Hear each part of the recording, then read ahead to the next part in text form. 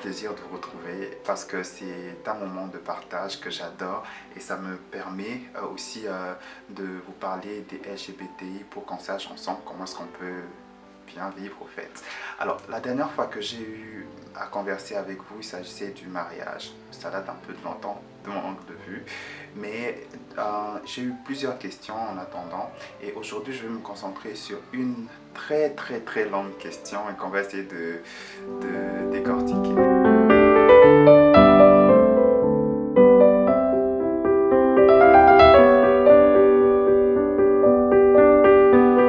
Donc c'est ça la grande question d'aujourd'hui. Alors vu elle est trop longue, j'ai essayé de résumer l'idée qui ressort de là. Les LGBTIQ ne devraient pas se faire des signes affectifs et amoureux en public. C'est la grande question. Alors, essayons de répondre à cette question. Comment est-ce on va s'y prendre? Je vais essayer de catégoriser mes réponses en trois grandes questions. Je vais d'abord commencer par parler des caresses et du fait de faire l'amour en public. Là-dedans, il y a plusieurs choses à traiter. Après, on va parler des dangers pour les gays qui manifestent des signes d'amour comme ça en public au fait. Après on va finir par le fait qu'est-ce qu'ils devraient faire au fait en réalité. Voilà. Et voilà. Alors il y a trois questions à se poser, trois sous-questions, trois sous-points que je vais développer et on se lance. Pour parler des caresses et du fait de faire l'amour en public, je pense que c'est important de revenir d'abord sur la culture africaine. Souvent, on nous dit non, l'homosexualité ne fait pas partie de la culture africaine, gna gna gna chez nous, en Afrique, on se couvre de la tête jusqu'aux pieds. Il y a beaucoup de choses qu'on dit sous prétexte que ça fait partie de la culture africaine. Mais quand on essaie d'être un peu plus juste, hein, sincère avec nous.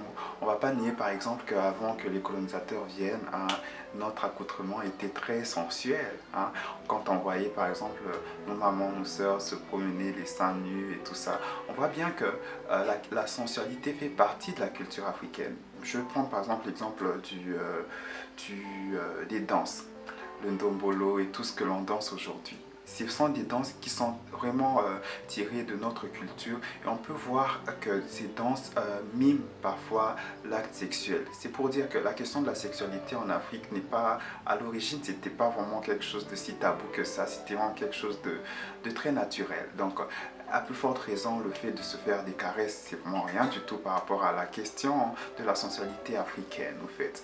Et dans ce sens-là, je pense que je ne sais pas pour la personne, mais moi je vois beaucoup de couples hétérosexuels se toucher, se caresser en public, se tenir la main. Je vois beaucoup de couples hétérosexuels dans les mariages, par exemple, s'embrasser en public. C'est quelque chose de naturel et de naturel, j'en sais rien, je ne suis pas là pour juger quelque chose de naturel ou pas, mais au moins je vois que beaucoup de personnes expriment leur amour à travers les caresses. Et après, est-ce que ça choque vraiment quand on est sincère? Je ne pense pas. Par contre, ce qui pourrait choquer, hein, c'est le fait de faire l'amour en public. Moi, j'ai entendu plusieurs histoires, par exemple dans des quartiers de Njili, il y avait un coin spécifique où les amoureux se retrouvaient souvent la nuit et tout le monde savait que quand les gens se mettent dans ce coin-là, il y a des choses qui se font. Est-ce que ça choque? Bon, ça choque peut-être pas parce que ça se fait un peu dans le noir, mais en réalité, si aujourd'hui un garçon et une fille sortaient dans la rue et faisaient vraiment l'amour en public, ça dérangerait. Alors, ça va de soi que même pour un homosexuel, ça dérangerait encore plus. Et c'est vrai qu'il y a des cas qu'on a répertoriés où souvent dans des deuils, il y a certains groupes d'homosexuels qui se déshabillent et font des choses un peu qui peuvent paraître scandaleuses, hein, aux yeux des gens.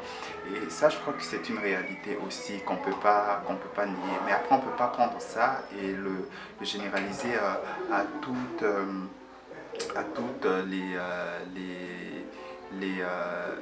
à toutes les personnes homosexuelles. Alors, moi, j'ai trop parlé des homosexuels, mais il faut aussi tenir compte qu'il n'y a pas que des homosexuels, il y a des bisexuels, des transgenres et tout ça. Et moi, je ferai vraiment un effort de différencier les choses pour qu'on ne parle pas que tout le temps d'homosexualité.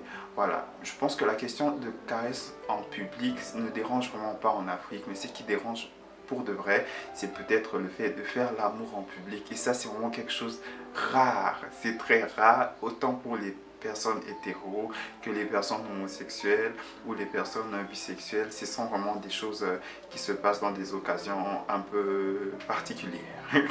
Voilà. Et voilà. Alors, là, je pense que c'est important de revenir sur la question des mœurs. Et qu'est-ce que nous, dans notre pays, qu'est-ce que la loi dit à propos de la question des mœurs et tout ça.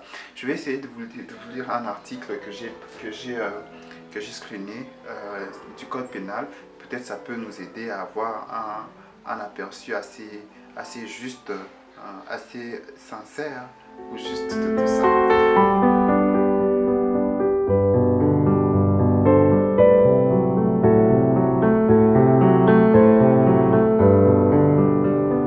Alors, c'est un article assez vague. Quelles sont ces actions qui blessent la pudeur? Alors, en parlant de pudeur, je crois que la notion de pudeur dépend vraiment d'une personne à une autre. Quelque chose pourra être pudique pour la personne A et ne pas du tout l'être pour la personne B. Alors, dans ce sens-là, ça devient subjectif la question de pudeur quand on en parle en fait. Alors souvent cet article, l'article du code pénal 176 est utilisé pour comment dire, faire du tort aux personnes LGBT, homosexuelles, bisexuelles ou lesbiennes, transgenres, etc., etc. On utilise souvent cet article-là pour dire voilà, ça sont leurs pratiques sexuelles.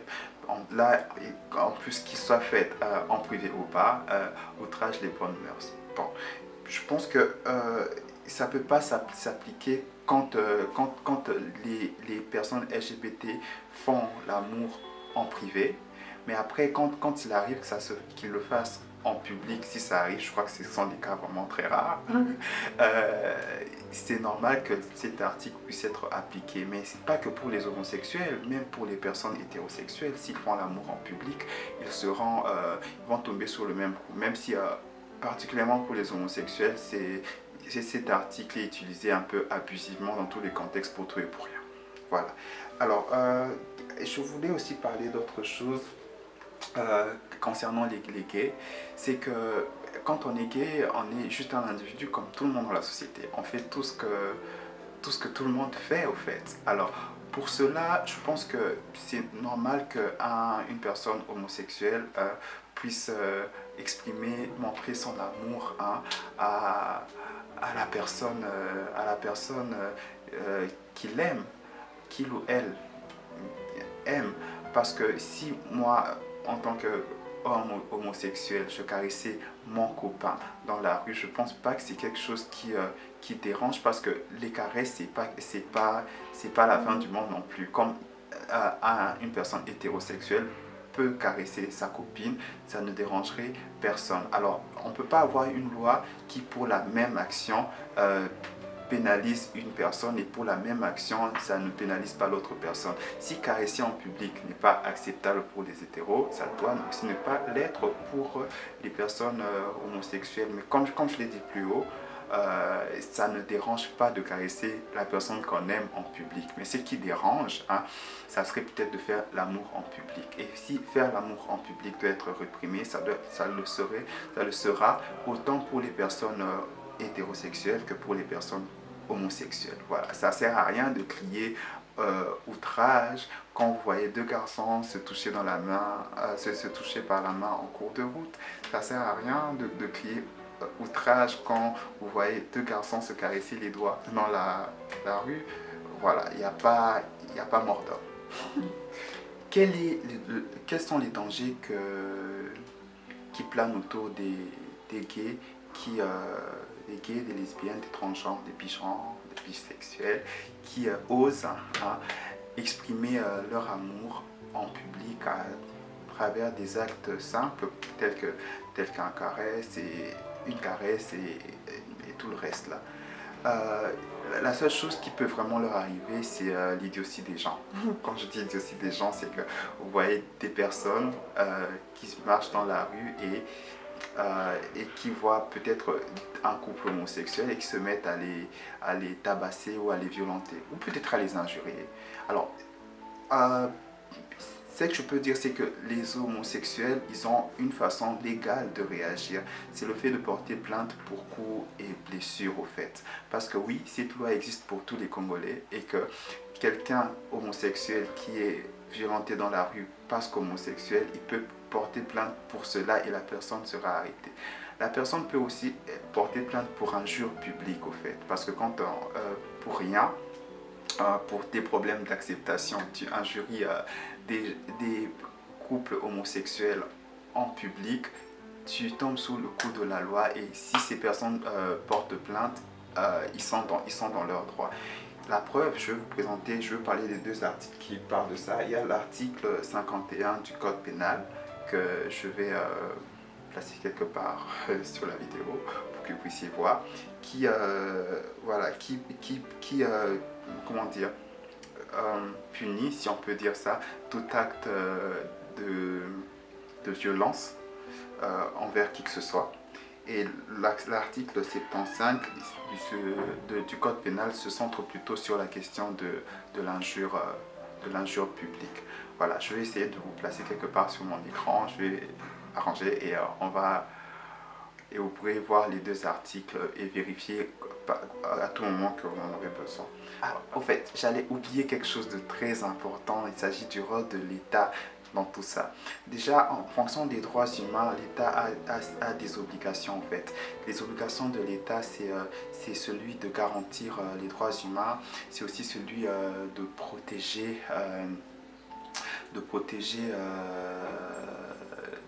garantir les droits humains, mettre en œuvre, protéger. Ah, que je me trompe. Voilà.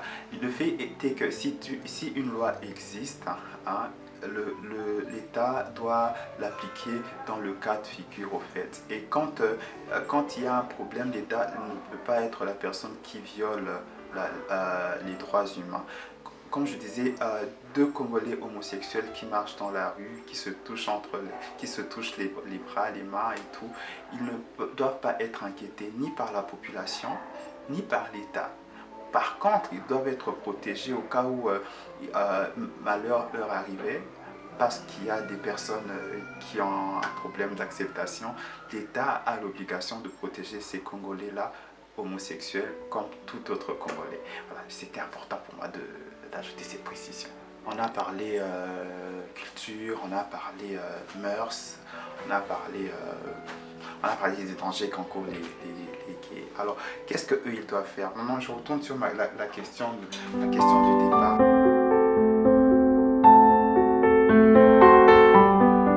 Qu'en est-il des personnes LGBT? Qu'est-ce qu'ils doivent faire?